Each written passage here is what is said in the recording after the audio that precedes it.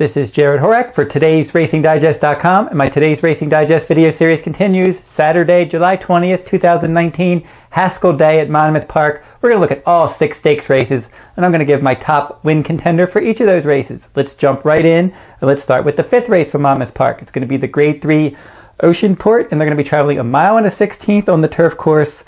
Your 3 favorites. I think the winner is going to come from your 3 favorites, and I'm hoping that the highest price of the 3 favorites will get the job done. Divisadero is your 3-2 favorite. Nothing wrong with him. He's a solid competitor. He tries hard from off the pace. He hits the board more than he wins. He really likes the Churchill Downs turf course. That's where he really excels. But he always tries hard no matter which turf course he's running on. But I think his late run could come up a bit short in here. Number 4 Projected is your second choice at 2-1.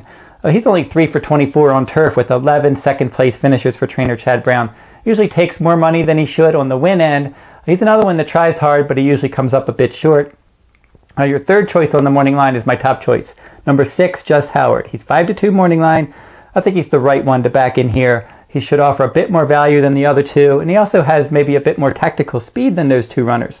He removed blinkers in his last couple starts, and he ran well in both of them. He got 146 and 155 Today's Racing Digest final ratings in those 2 races. And he always runs a good race at this distance. 6 starts, 3 wins, and 3/3. As I said, I think he's going to get the jump on the other 2, and he can score. I'm hoping that 5-2 morning line holds up. Let's jump over to the 8th race from Monmouth Park, the Grade 3 Molly Pitcher, 1 1/16 on the main track. Your favorite's going to be almost impossible to beat in here, but let's talk about some of the value contenders maybe. The 4 Electric Forest for Chad Brown, lightly raced, good pedigree. She looked good winning in the Double Dog Dare. That was on a wet track last time. She has some tactical speed. She's not as good as Midnight Bisou, your heavy favorite, but I could see her being competitive in this spot. If you're looking for maybe a horse to spice up the exotics, if you think Midnight Bisou can't be beat, maybe number 2, Coach Rocks at 12-1 for trainer Dale Romans. She ran some good races last year as a 3-year-old filly. She was in the stakes ranks. She hit the board. She won a graded race, the Gulfstream Oaks. She's one that might be able to bounce back. She's run 3 times this year, and she finally bounced back with a victory last time. That was against Optional Claiming Company, though. That was a wet track at Churchill Downs on June 23rd. Luis Saez rides her well. She likes this distance. Maybe she's rounding back to that good 3-year-old form, and if she is, maybe she can complete the exacta. But I think it's going to be almost impossible to beat Midnight Bisou in here. She's 3-5 morning line. She's probably going to be more like 1-9. She's 8 for 8 at this distance. She's 4 for 4 in 2019. She earned a couple of 150 final ratings and a 153 final rating in her last 3. None of her competitors can run that fast. She can stalk the pace, she can close. I just think she's classier, she's faster than these, and she's likely to win at a short price. Let's go to the 9th race at Monmouth Park, the Wolf Hill Stakes, 5.5 furlongs on the turf course. There's a few contenders in here. Number 4, Fig Jelly's your morning line favorite, but I think this one for Jason Service could take a bit more money than she should on the win end. She's 0 for 5 at this distance on turf with 4 second place finishes. So maybe she's one you might want to key in second. She is capable of winning though. Number 8, My Tai 1 On, 7-2 morning line, coming in from New York. Trainer Jane Sibeli is having a good meet at Monmouth Park. Paco Lopez rides, has some tactical speed, could move forward in his 3rd start after a layoff. He disappointed last time out. Justaholic, number 7, he's 9-2 morning line. He switched the turf last time out, and he looked good winning. That was an Optional Claiming race, and that was his first start in more than a year. In almost a year, and that was on July 8th. So he came off that long layoff. He ran well on turf. He's got to avoid a bounce. I'm going to go with the 5 Tricks to Do. 5-2 morning line. I think he was a bit outgunned in the Highlander last time. It was a grade 1 at Woodbine. Much better spot here. They paid $600,000 for this one, and he's been competitive in his other turf sprints. Besides last time where he really didn't get involved, but 4 other turf sprints, he's been in the hunt. He's run some good races with some tactical speed. His best 2 final ratings in turf sprint for Today's Racing Digest, he got a 146 and a 141. Those numbers match up with any of your other top contenders in here. And then the jockey trainer team could be the key. Looking at the Today's Racing Digest jockey trainer stats, they're showing the jockey trainer team of Trevor McCarthy, Arnold Delacour, 6 for 12 together. So you have a good combination here, a horse with competitive numbers and tactical speed. I think he's got a good shot in the Wolf Hill. Let's jump over to Monmouth Race 10, the Grade 3 Monmouth Cup, 1 1/8 on the main track. Your favorite's Cold Front. He's 8-5 in here. He was on the good inside in the Met Mile. That was Belmont Stakes Day, that the inner portion of the track, those inside lanes were strong. He was setting the pace, but that was a grade 1. I think he was a bit overmatched in there. Also, that was his first start back from Dubai. He won the Godolphin Mile in Dubai, and then he came off the layoff. That was his first start back. He could easily move forward in this race. He's earned the numbers more than good enough to win this. It's just a question, does he really want to go a mile and an eighth? Maybe he will against this kind of competition, but he's not going to offer a lot of value. Number 4, Monongahela. Now that one is 3-1, and he was my top choice in the Island when I did my last video for Monmouth Park on Island Day, and he got a 150 final rating, winning the Island. And I like that improved tactical speed he showed that day. He was able to get up on the pace. He typically comes from pretty far back, but this time he was up on the pace, powered home easily to a nice victory.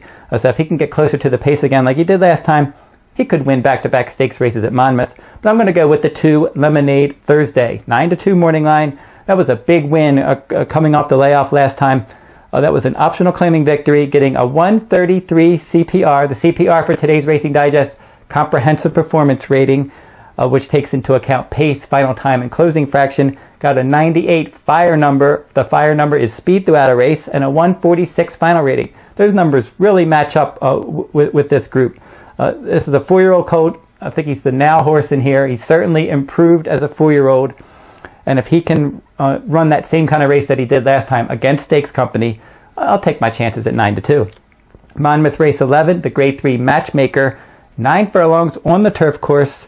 Multiple horses have a shot in this race. Zenobia, number 7, is 8-1 morning line. Was 4th in her U.S. debut. That was her first start in more than 10 months. Jonathan Thomas, very good with shippers. Second after the layoff. I could see this one improving in this spot. Toriga for trainer Graham Motion. She was really good in Brazil last year. Now she's in the Motion Barn, making her first start in the U.S. We'll have to see. Maybe she might need the race, but she did show talent in Brazil. Number 3, Valedictorian, 5-2 morning line. I think this one could be the one to catch again. Got out there, pretty easy pace last time. She was a strong favorite in the Eatontown, a grade 3 at Monmouth. Won that one easily. She's 9 for 19 on turf overall. She's 4 for 5 on the Monmouth turf. So she has that speed. She's sharp. If she can get out there and control it, she could be interesting. But I think at a mile and an eighth, they might be able to run her down. One of the horses that could run her down, number 6, Competition of Ideas, 9-5 morning line. Very consistent, versatile turf performer for trainer Chad Brown. This one, in her last start, she got a last fraction of 35.2 seconds on June 2nd. So she can fly late, and she's really going to be going after Valedictorian, who most likely will be in front heading into the stretch, but Competition of Ideas could move forward. Her third start after a layoff, she's going to be finishing. But I'm going to go with the 2, I'm So Fancy. Another one that can finish. She's 9-2. She disappointed a bit in her U.S. debut, but then in a stakes race at Laurel last time, she was outstanding. She stalked the pace. She pulled clear. She finished her last fraction in 35.3 seconds. The runner-up in that race was Theodora B. And Theodora B returned to finish second in a grade 3 at Delaware Park recently. So she beat a good horse last time. She's improving. That was a good effort, improved effort in her second U.S. start. So now if she can improve again, she could be interesting. And we mentioned this jockey trainer team, Trevor McCarthy, Arnaud Delacour, from Tricks to Do from Monmouth Race 9 today. They're 6 for 12 together, as I said before. So I have that good jockey trainer team again in this spot. A good finisher at turf. I think she's going to love this 9 furlong distance. Finally, Monmouth Race 12, the Grade 1 Haskell. A mile and an eighth on the main track for 3-year-olds. Some horses to look at in here. I think the pace is going to be honest, and one of the horses that's going to be up on the pace is number 2, Joevia, 10-1 morning line. This is another one, as I mentioned with Cold Front, was racing on the good inside on Belmont Stakes Day. Was just able to get out there, ride the good inside, moderate pace, hang in there throughout, and finish a good third. Could take too much money based on that effort. I think the pace is going to be quicker in this shorter race. Going to have to run harder throughout. Even though he is 2 for 2 at Monmouth, I just think he meets other quality speed in here. I think when it comes to the serious running in the stretch, he could be in trouble. The 6 Everfast is one I really have never really liked. He's 10-1 morning line, but I do like his running style to get a piece of this. I don't think he can win, but I think he could rally for third in a race like this. There's tons of speed, And he's jumped up in there and run well a few times, at least twice anyway. In the Holy Bull, he was over 100 to 1 earlier this year, and he rallied to finish second. And then in the Preakness, he was 29 to 1, and he rallied to finish second. So I think if the pace kind of falls apart, he can grab a piece of this. King for a Day, number 1, 5 to 2 morning line. Now, he upset Maximum Security last time. I picked him in my Today's Racing Digest video there. I thought he would offer value when he had tactical speed, catching Maximum Security on the right day there. That one hadn't run since the Kentucky Derby, and I just thought that was a good spot. He was drawn outside that one, and he was able to just go past and run a good race that day to get the victory. Now, from the inside post, I'm not sure that he's going to be able to work out that same kind of trip because, as I said, in the Pegasus, he was drawn outside his main pace rival. He ran a good tactical race. Now he's down on the inside with a lot of speed to his outside. We'll have to see what kind of trip he can work out from that inside post. If somehow he can either get to the front and open a clear lead, or if he can save some ground behind the speed and the speed tires and the rail opens up, maybe things can work out for him. But now he's not going to offer as much value. And I said, I'm not sure what kind of trip he can work out. The 7 Maximum Security, I think he couldn't run a better race today.